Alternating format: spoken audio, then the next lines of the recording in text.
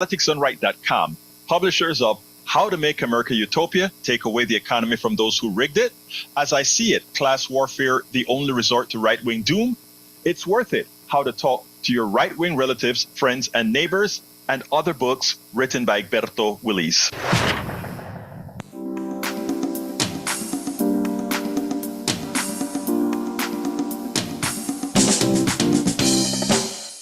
Welcome to Politics Done Right. I'm Egberto Willis, your host. Good morning, Houston.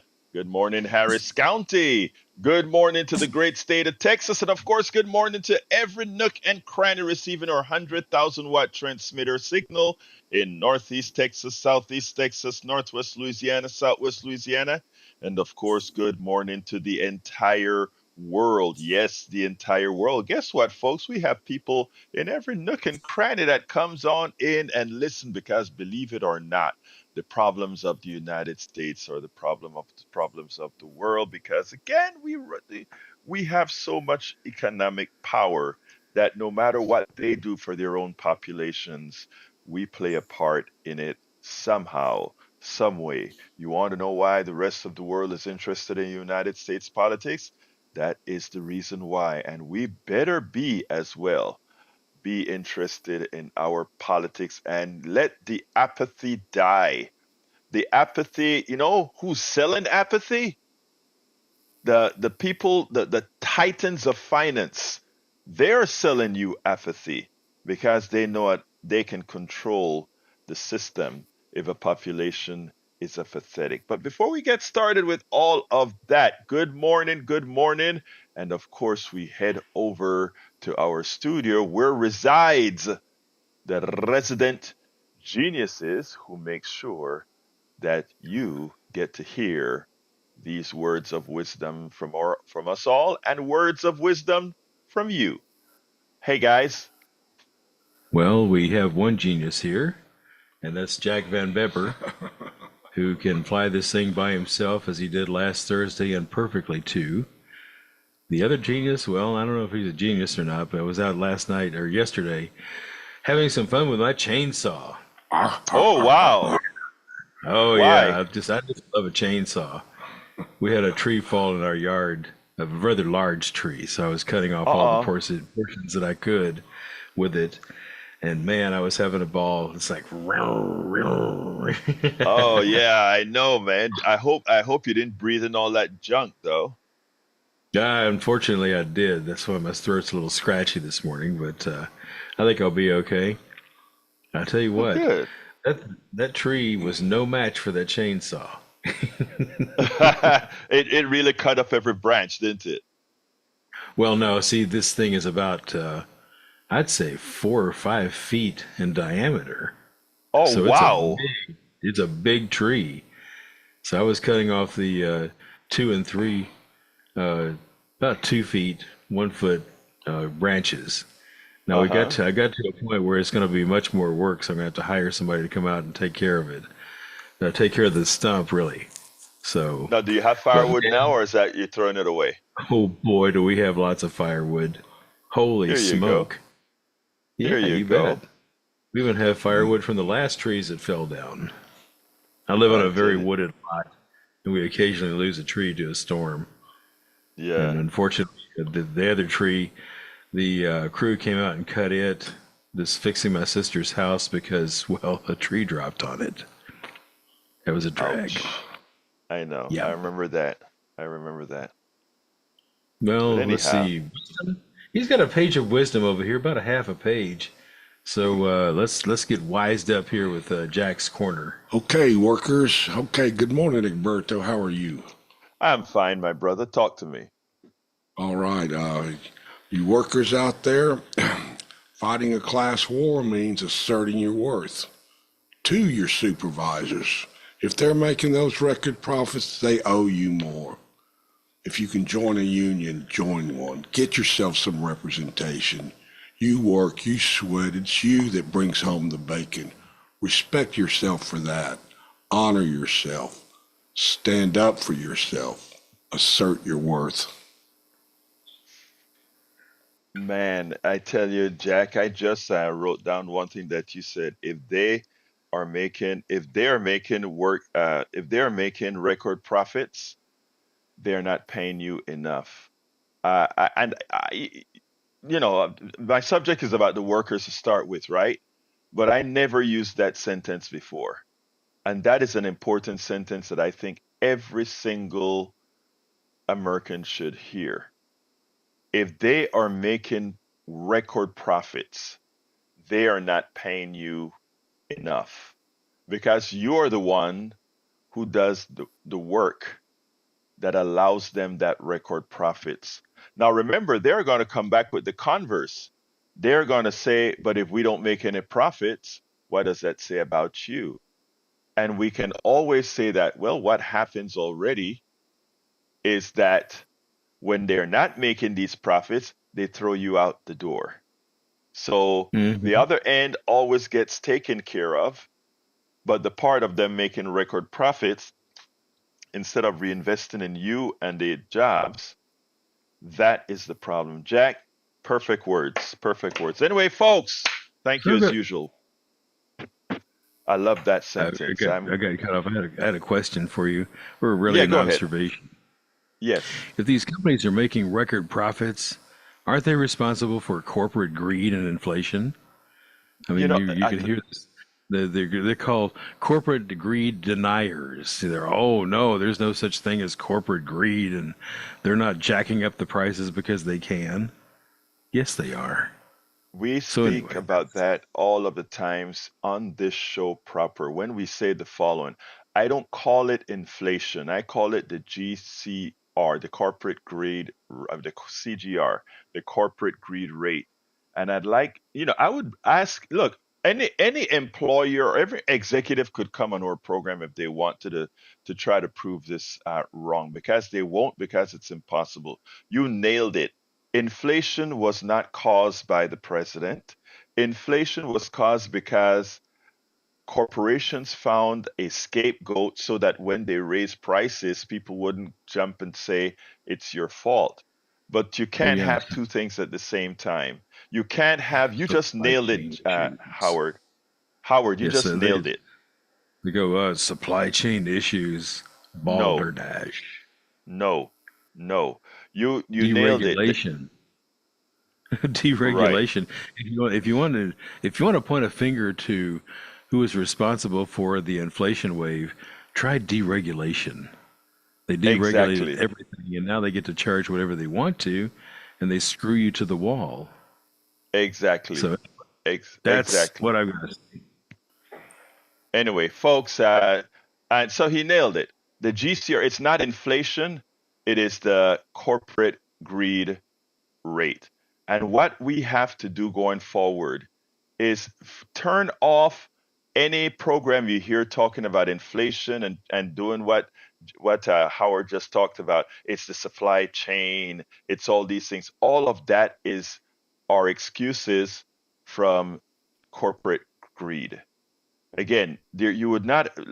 Before I get into the subject and officially open the show, I want to say this. Whenever you hear on TV, you hear it on 60 Minutes, you hear it on every news program. Supply chain problem. They want you to pay for a supply chain problem. But how did the supply chain problem come about for the parts that are true? We didn't have supply chain for mango, I mean for limes or lemons or orange or beef or all those things. Supply chain problems only occur if it's from overseas. We have enough transportation and everything working in America that for beef and chicken and all these different issues, there should not have been a supply chain problem. But what happens is there are distinct things that come from overseas that did create a supply chain problem. But why did that problem occur?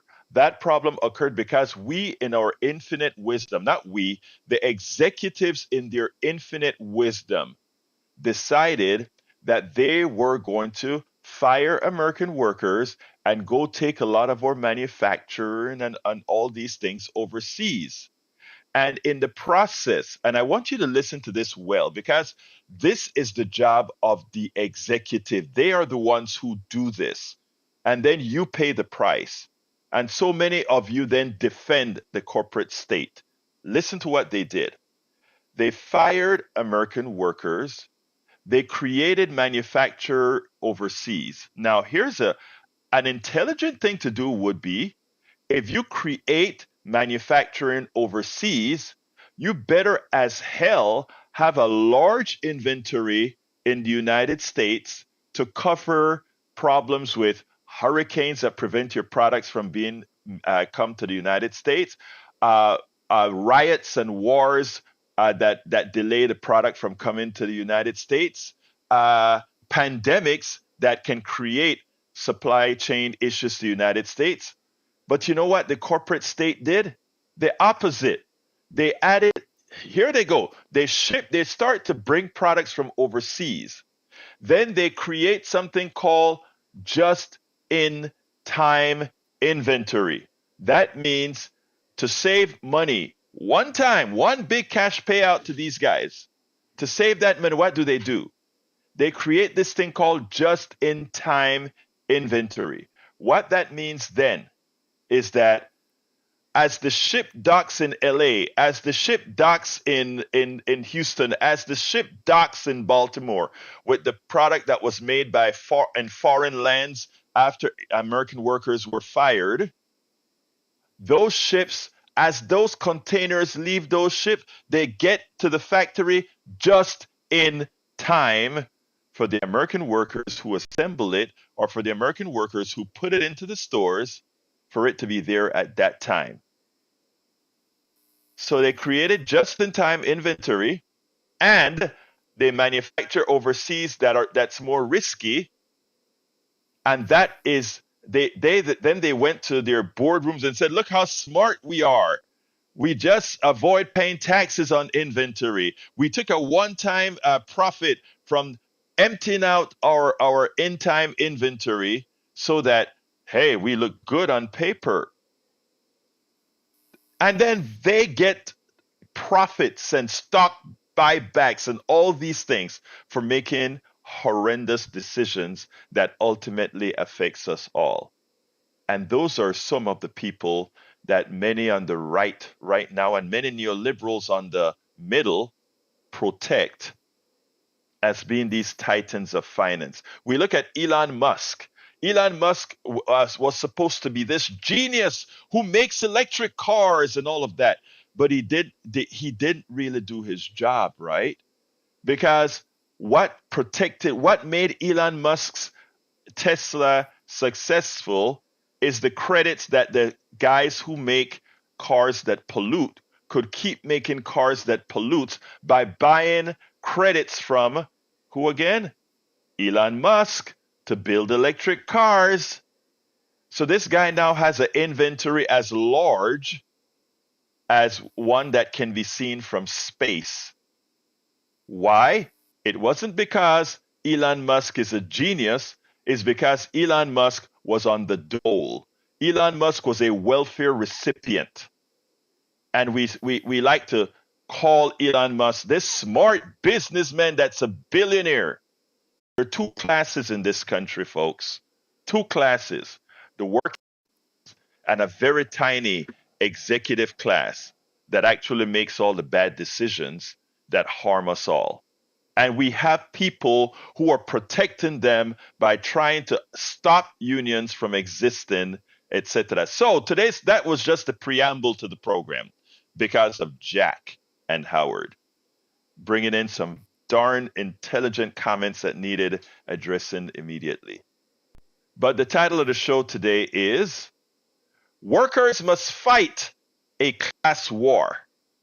GOP crime rate fraud, and her Thailand healthcare story says it all.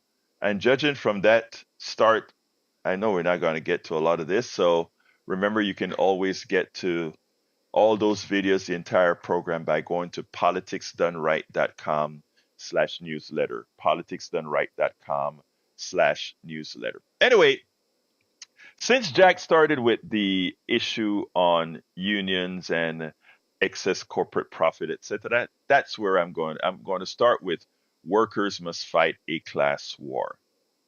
And people, whenever I talk about class warfare, A lot of people always say, why are you doing that? Why are you doing that? You don't, we need to talk about unity and working together and all kinds of stuff like that. And, in an ideal world, that would be true. In an ideal world, we shouldn't be talking about class warfare, right? But you know what? I've been talking about class warfare for decades. In fact, I wrote the book. It's as I see it, class warfare is the only resort to right-wing doom. And the reason I wrote that book was it was during the Obamacare time, and realizing that the consistency has always been to fight a class war. Everything works for the upper class, and very little works for the working class. There has always been a class warfare. They just don't call it that when the upper class is beating the crap out of the lower classes. And I know we always have the semblance of economic prosperity many times. And let me tell you about economic prosperity, because the person that taught me that was this great economist. And, when we talk all the time, right? And he would be, he goes and he says, hey, but, we use a lot of your commentary in our classes, right? This is a Professor Richard Wolff, Dr. Richard Wolff. And he said that a lot of his students are fans of Politics Done Right because of the way we talk about the classes and that sort of stuff. But anyhow, I learned so much from this guy. I was a super capitalist believer, even though as soon as I came to this country and went to Blinn College, that was my first school. 1 year in Blinn College and the rest at the University of Texas. I came to Blinn College on a music scholarship, guys, playing the tuba and the bass guitar to get an engineering degree. And after my first year there, I found a way to work my butt off to get to UT. But I remember my first economic class, and I tell this story in the book, as I see it, class warfare, the only resort to right-wing doom. My first economic class is when a professor laughed at me, not kindly. This wasn't one of those bad ones. This was one of those good ones. And it was because we were learning economics 101, macroeconomics. And he said, that was my elective. He said, suppose we're building widgets, right? And there's a scarcity of widget. What happens? I did say, prices go up, etc. And then he said, but suppose we start building a lot of widgets. But as we build more widgets, there's a lot of demand for these widgets. My answer was, prices go down. And he kind of laughed, no, you're being too nice, that kind of a stuff. No, prices still go up because the demand is there. So as demand goes up, the price keeps going up. And my next comment was, but I'm making a lot of money because with the same amount of people, I'm making a lot of widgets. And he said, but you can't keep them in stock. They keep going out the door, right? Yeah, so prices go up. And at that point, our economic model still seemed kind of, okay, I get it. I couldn't really charge people a whole bunch of money for something that doesn't cost a lot to make. But okay, capitalism, and then he started to say, well, if you charge more, you get more money, you can create more factories, etc. But I'm like, but we don't need more factories. Actually, this factory can create a lot more. And so my thing was that naive green person coming from Panama, not knowing the ills of capitalism. And still after that class, I think I was still a true capitalist in that, yeah, this is how things work and that is how things have to be. Right? And then I got to UT, and I worked for corporate America, and slowly I started to see how things are working. It turns out that everything is a cog except for those who control capital. And you are just a cog. And the next thing is that as people started to learn this stuff as far as how things actually work, people started asking questions, right? So the corporate state, the corporations, the corporate state being the corporations, etc., they've had to start to create mechanisms to fool you that they're not, to fool you because they're constantly taking more. Remember, when you go to the stock market, they want to see appreciating stocks, meaning stocks that are going up in price. And they can only see stocks going up in price if they see this thing called what? Growth. But let me give an example about growth before I talk about exactly what I want to say. Let me tell you about growth. If Walmart has a profit margin of, let's say, 3%, in other words, they sell a lot of products and the average profit margin is 3%, right? That is a good thing. I mean, the stockholders, everybody get a quick 3% or so all of the times. That's good. Steady state. It's not growing. It's just you have a little markup on the money. The person owning the stock gets dividends, etc. That's not enough for the capital class. They want dividend plus stock appreciation. And stock appreciation in their parlance goes along with what again? With growth. And growth means that they don't want 3%. They want ever expanding percentage gain on whatever they make. So they need to keep that. They want this year's 3%, next year's 4%, next year's 5%. You can't get blood out of water in this type of a system, right? So what that means is they constantly have to squeeze more out of something that isn't necessarily growing. So in the case of Walmart, your wages don't rise with inflation, but inflation gives the stockholder more money, right? Because inflation means that the difference in price between what you have to pay in expenses, but what you actually charge is greater. I mean, that's the simplistic way of saying it, but that is what occurs. That's why you saw that when inflation rate was at 9% here in the United States, the profits at the shareholders or the profits at the corporations went through the roof. Because again, inflation is a mechanism of corporations to get more money without their costs increasing. The American populations are between the last 4 years that we've had inflation, or 4 years that we've had inflation. We had a dip of depression for a little bit during the pandemic, but the wages until now weren't going up faster than inflation. And what that really means is if wages are not going up as fast as inflation, that there is a delta there, right? The delta between wages and inflation, there's a little bit more to the equation because you have to get the cost of goods, etc. But let's just use wages. The reason that if that isn't going up, the delta goes to the corporation, and those are the record profits that you're seeing. Those are the record profits that you're seeing. Welcome aboard, Dystopian Dragon, Eric Hayes, and somebody else in the chat. Okay? Eric still doesn't get it. He says 3 years of inflation since 2021. Actually, inflation started before that, but it just wasn't as high. But you can go look at the numbers. They're there for everybody to see. So, folks, when we talk about class war, there has always been a class war, but we have been hidden from it because the wealthy doesn't call it a class war. We must call it a class war to answer it. So I started this little monologue stating that I have learned the most on real economics from Dr. Richard Wolff. I went to a conference that Dr. Richard Wolff gave. It was called Capitalism Hits the Fan.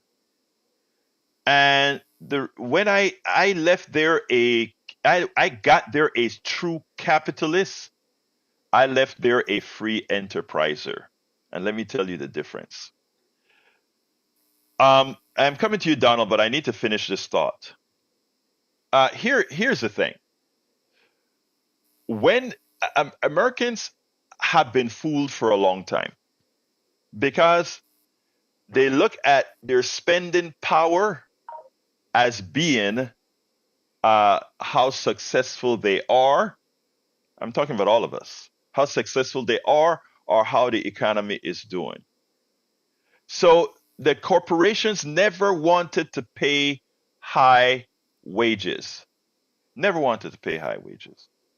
They never wanted to share the wealth with the people who actually created the wealth. And those are the workers. The workers are the ones who actually create the wealth, not anybody else, the workers. So this is what they did. And I remember when I saw this chart from the professor, I was like, oh my God, that nails it. Remember the 80s with Reagan and when we thought prosperity reigned and came back? Remember Clinton? Remember any president, uh, Democrat or Republican, during those times that you see people have the semblance of prosperity. Let's explain what was really going on there. Wages, they weren't really going up all that much. In any administration for the last 50 years, wages hasn't risen all that much. It has risen, if we got 15% over the last 50 years, it's a lot. I don't remember the number, but there's a small number.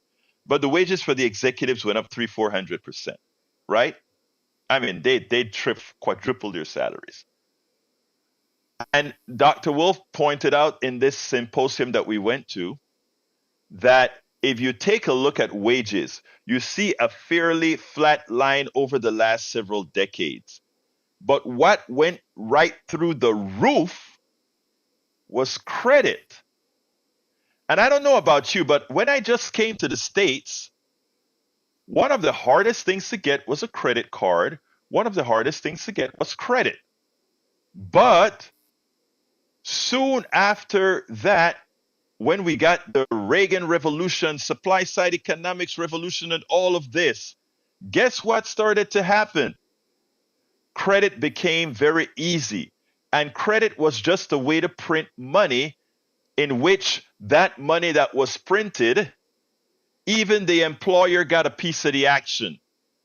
So we supplemented our lack of wages, our lack of wage increases with debt. So we increased our personal debt. So what the chart shows is a divergence, between wages and credit, wages and debt. So as we move forward in time, we saw personal debt skyrocket. And what does debt do to a family? It gives you the sense of prosperity. You can now buy a big house because somebody will extend you the credit. You can now buy a nicer car because somebody would extend you the credit. You can furnish that home with niceties because somebody extended you the credit. You can do all these great things with credit.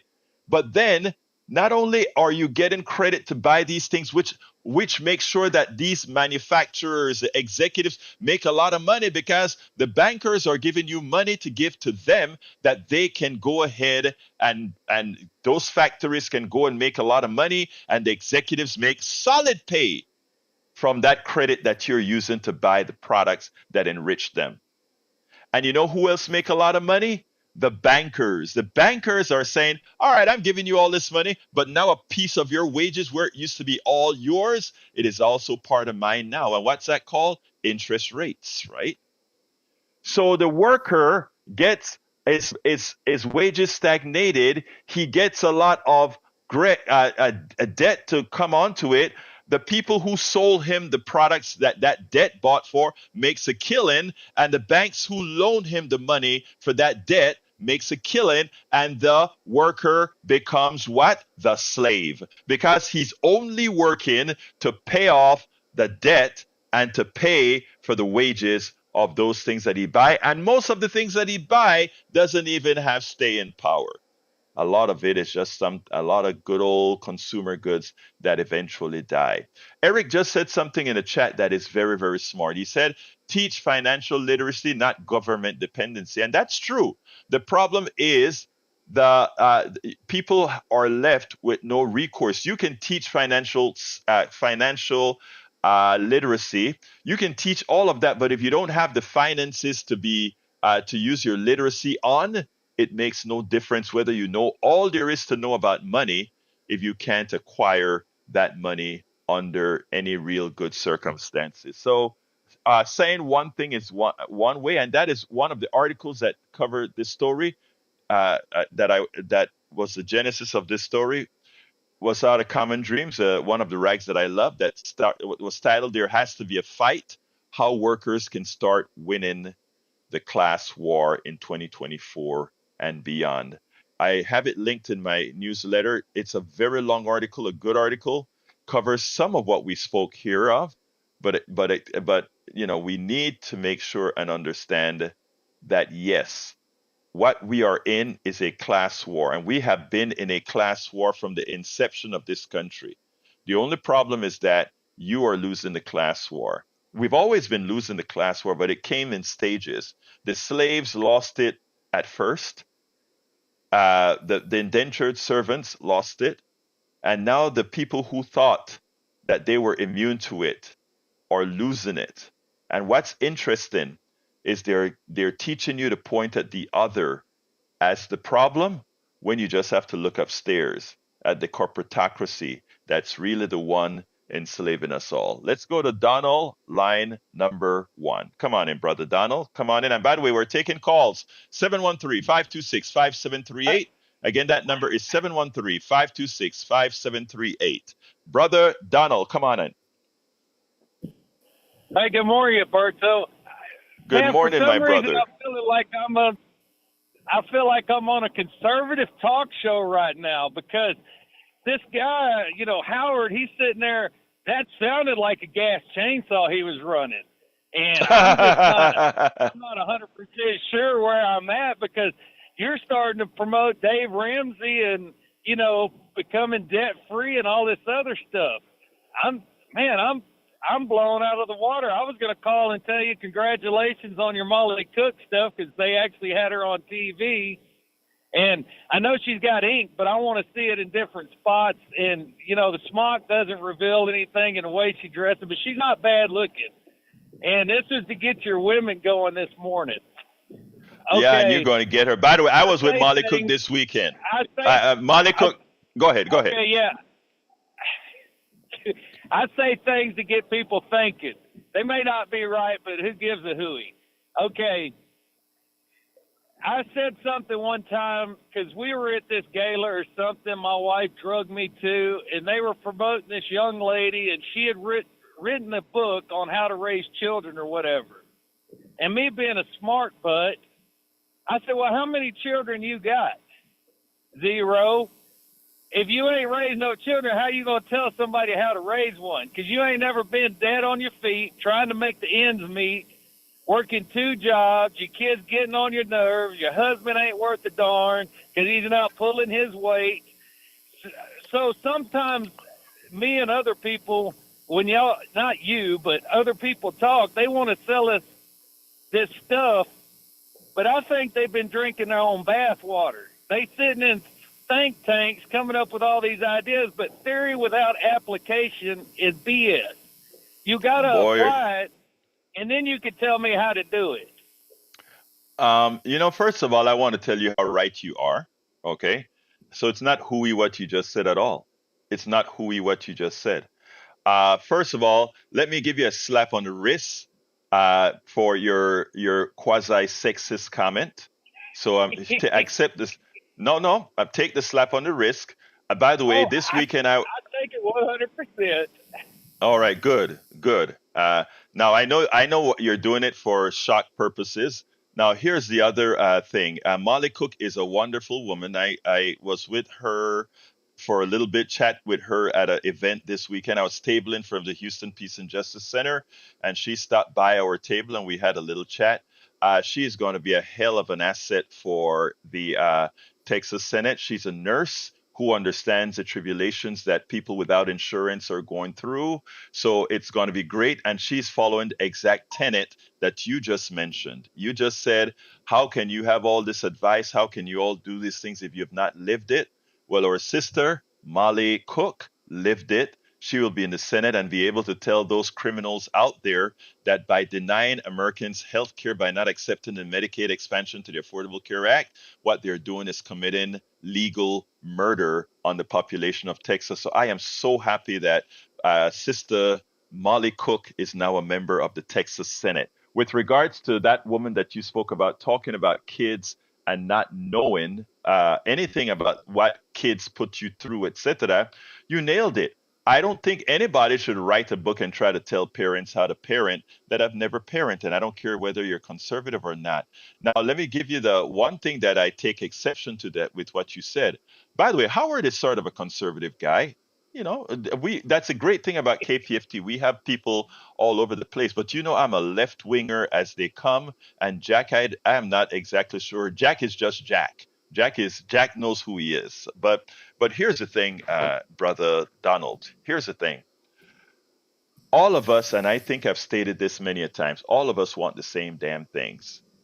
And what the corporatocracy does, it creates these think tanks that you just spoke about to make sure that they create false differences among us, and in doing so, split us so that we don't see who's actually screwing us. When brother Eric Hayes on the chat says financial literacy is important, he's absolutely right. So all of us can agree on that.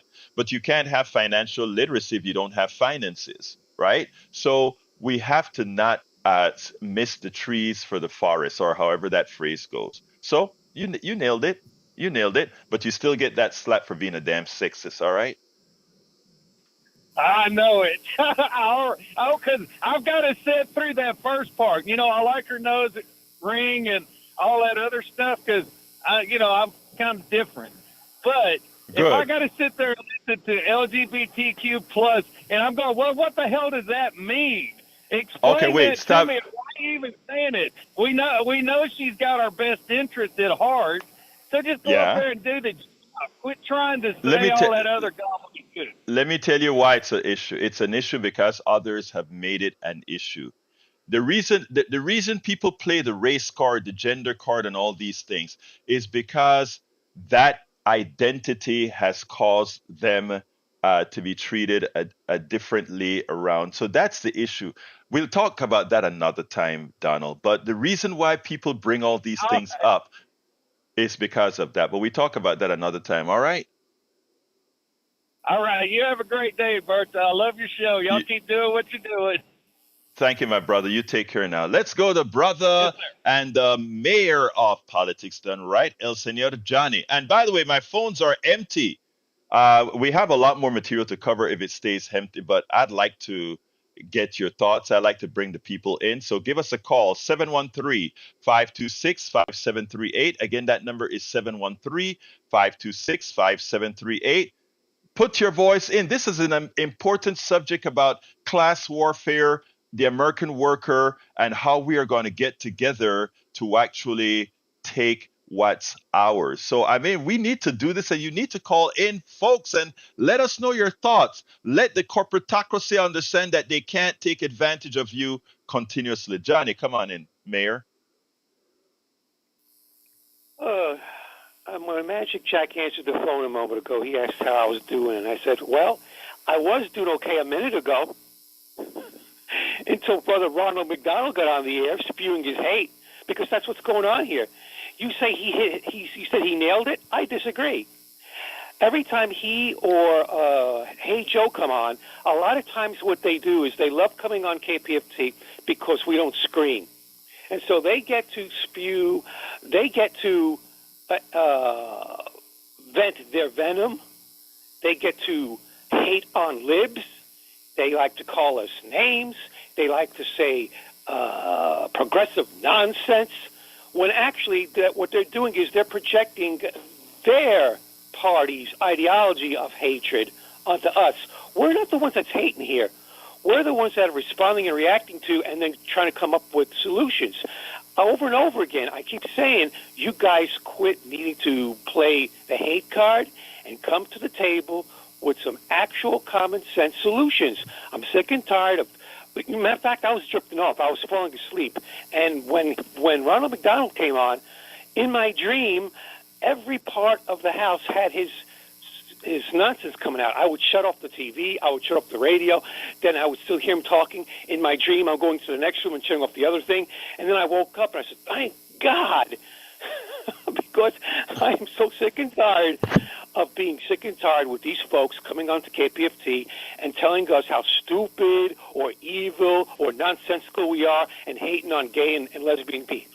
Gay and lesbian Can people. I give you another tag? Can I give another tag to that, Johnny? Let me tell you something, okay? Go ahead. Don't, Johnny. Listen to this. Listen to your brother Mayor. Listen to this. Americans are smart, okay? When you get into a certain cocoon or whatever, right? You can actually fall for certain things. Now, when you allow commentary to see the light, look, there are a lot of people out there who have the thoughts, the negative thoughts. And by the way, Brother Donald did say something that, when I say he nailed it, that was very important. A single woman writing a book about how to take care of children, that's kind of hard to take. And notice, how did I par that with? I par that with Molly Cook, who is a senator who actually worked in healthcare, going to do a job in the Senate to enlighten these folks about healthcare. These guys are making healthcare policy that they don't know a thing about. Molly Cook knows about healthcare policy because she's lived it. So, Brother Donald, in all the other things that he said, that was a very, very true statement that he made.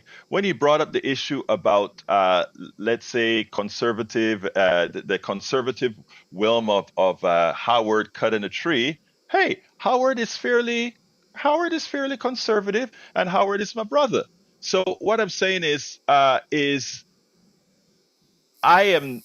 get where you're coming from, but when I'm listening to folks, right, I am looking for those those sprouts of progressiveness, and progressiveness applies to everybody, and highlight those.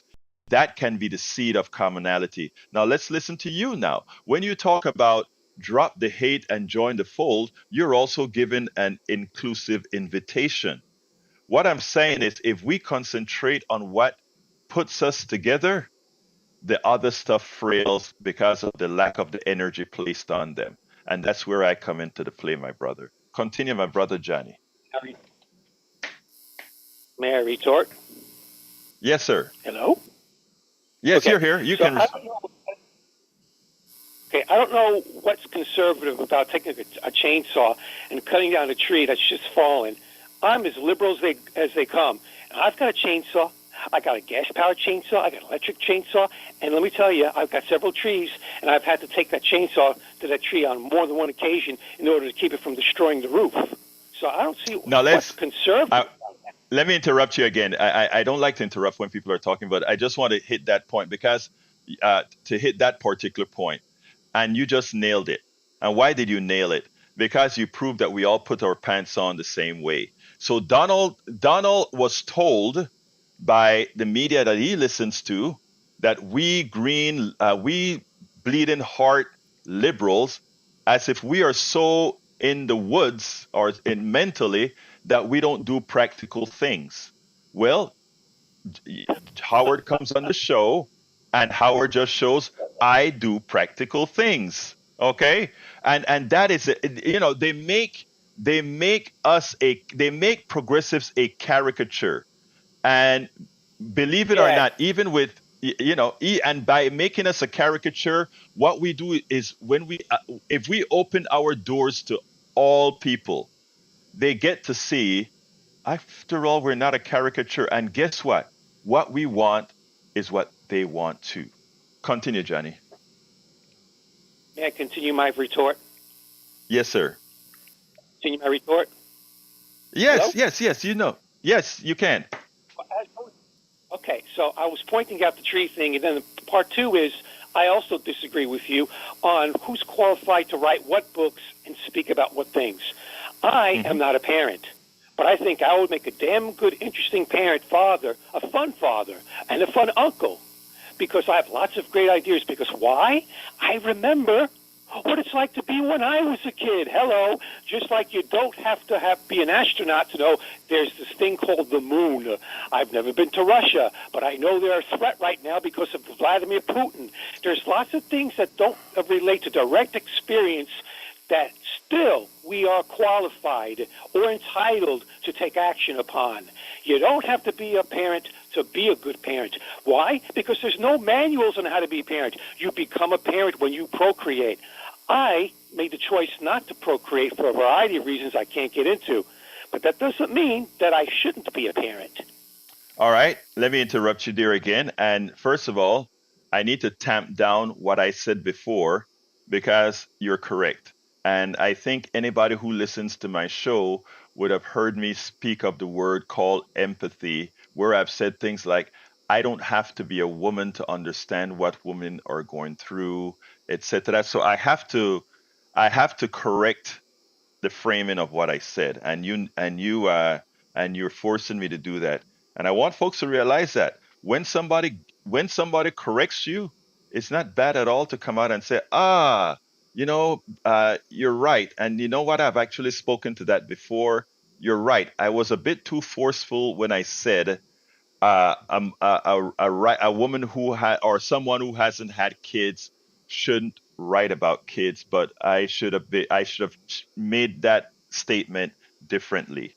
Somebody who hasn't had kids, never interacted with kids, never interacted with parents with kids and that sort of stuff. Because what you heard Donald include in that statement was think tanks. You have a lot of folks in think tanks that just go ahead and do things with not having experience. You hear me talk about the progressive elitists, consultants who've never came and spoken to people in the ghettos, the barrios, and Appalachia, and they're telling Democrats how they need to campaign. So I was a bit too forceful in that statement without giving it context. And I think you gave it context. Could you write a book on parenting? Not completely, unless you did some uncling and some others where you had some responsibility, but you definitely have input. So I stand corrected. Go ahead, brother. Continue.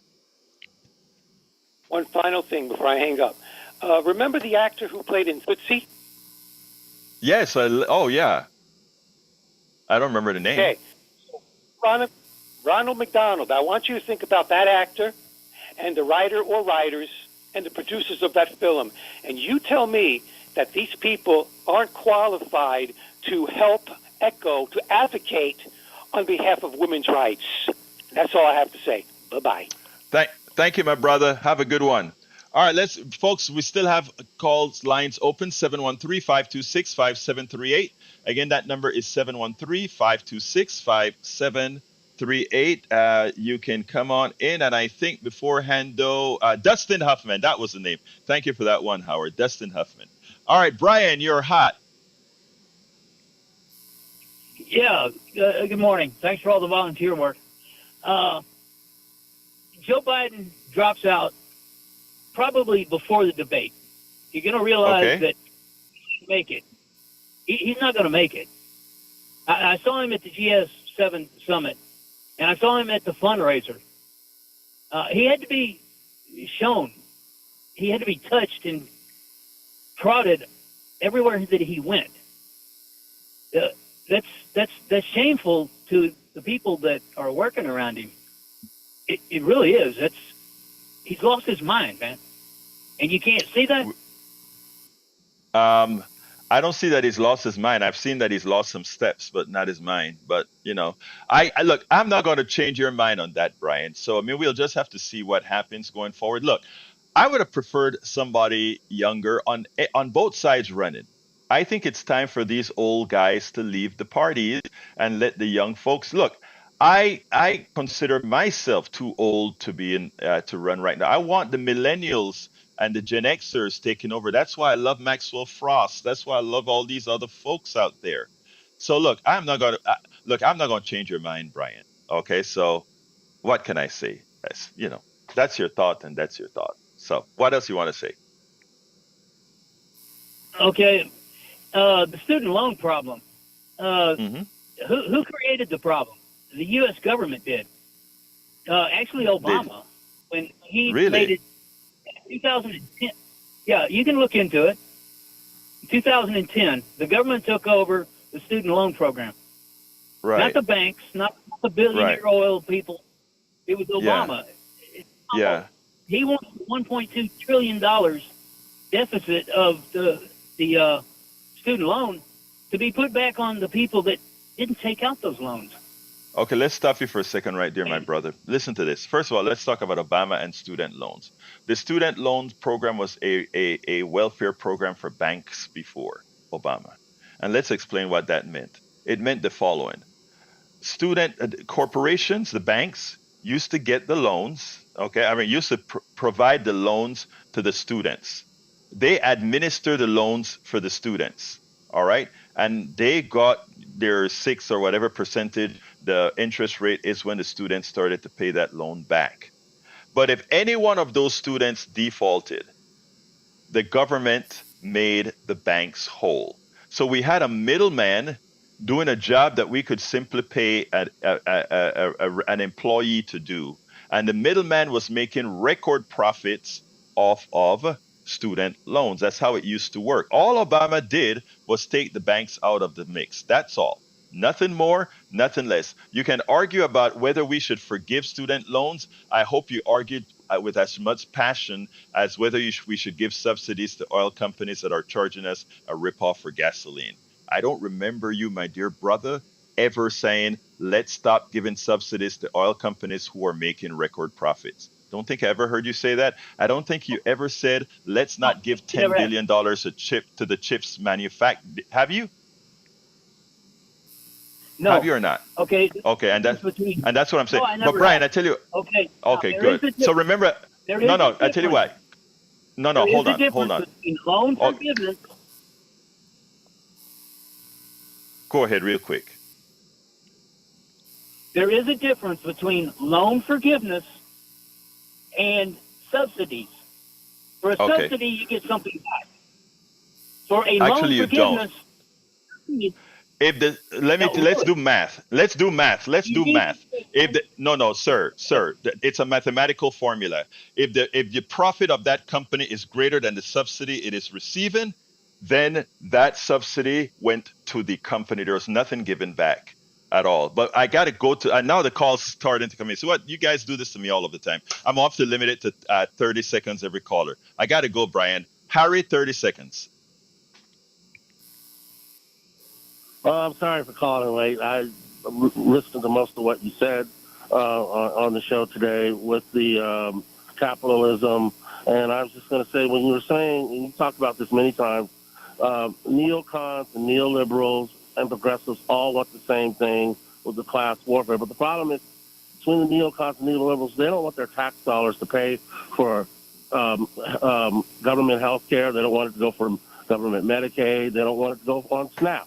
And these things have to be paid for. And if we all want the same thing, your tax dollars have to go to invest in everybody. Thank you, brother. Harry nailed it. Let's go to Bill. Come on in, Bill. 30 seconds.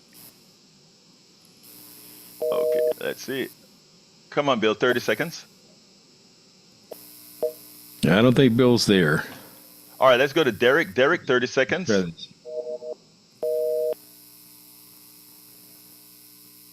All right, Derek, you're on. 30 seconds.